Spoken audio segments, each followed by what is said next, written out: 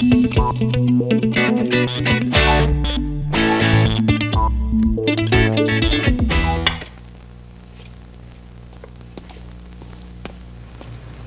Rene, ayaw mo pa bang kumain?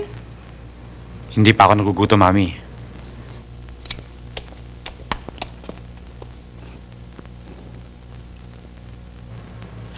Oh, nandiyan ka na pala. Tama-tama, handa ng pagkain. Halika na. Upo ka na. Astray, Oh, eto. Sige, upo ka na. Kumain ka na. ang binata mo. Ayaw pa raw eh. Ewan ko ba?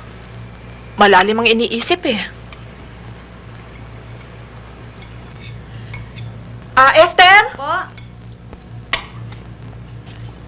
Oh, ito. Ano to? Kakamayin ko? Esther, ang kutsilyo! Diyos ko, ano ka ba naman babae ka? Oo. Ate! Eh, ikaw ang dapat nag-aasikaso ng mesa. Oo nga eh, kasi marami kong ginagawa eh. Oh, ito. Oy, Esther, sandali! Ha? Dali mo to dyan sa kusina, oh. Ilagay mo to sa cabinet. Pagkatapos maglabas ka na ng malamig na tubig, ha? Pati yung makapuno. Opo! Si Tess, Ha? Wala pa eh. bakit ba pirming ginagabi ang dalaga mo? May play kasi na pinapractice. Member ng drama group nila eh. Drama. Yan lang pala eh. Pinoproblema mo yan. Wala yan. Kalimutan mo yung babaeng yan. Mayabang yan kasi galing sa Amerika eh.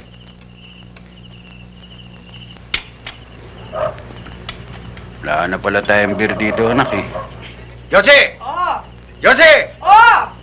Dala mo kami rito ng beer at saka konti yelo. Oh, sandali lang. Tangin na, dali ha! Oo, sandali lang. Puro sandali.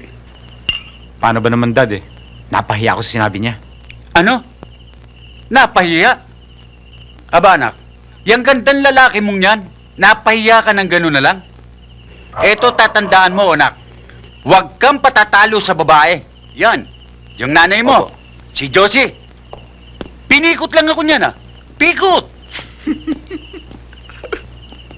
O, ikaw naman, pag nagiinuman kami rito, sikasuhin mo kami. Dala mo kami ng beer at saka yelo. Hindi yung kung ano-ano niya si kaso mo sa loob. Po, Mami. Sige. Halika rito sandali. Masayin mo ako. Para makondisyon ako. Nak,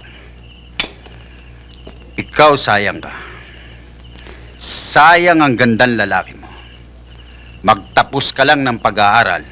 Lahat ng babae niya ipipila. Ikaw pa ang tatanggi. Kaya kung ako sa'yo, huwag kang masyadong seryoso. Gayahin mo ama mo. Nung bata ako, demonyo ang gandang lalaki ko. Kaya hanggang ngayon, miski alam na nilang may ako. At may edad na. Yan, mga babae, yan. Nagagawan sa akin. Diba, pinipilit ang sarili nila. Aray! Bakit? Totoo naman ang sinasabi ko, 75, wala rin mahal pa kayo. Nga sinasabi ko sa inyo, yung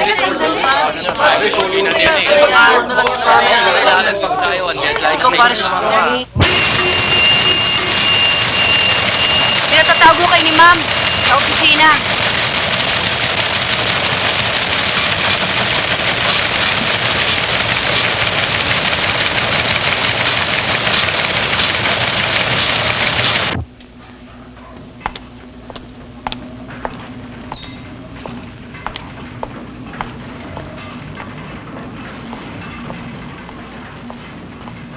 Noemi?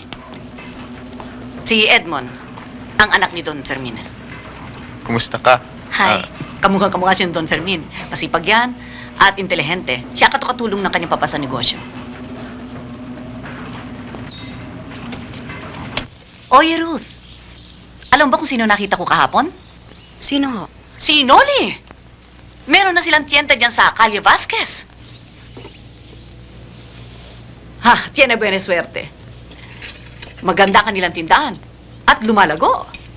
Ang sabi sa akin ng kanyang ina, malaki na raw naiipon ni Noli galing sa Saudi. Buti ba siya sinusuwerte?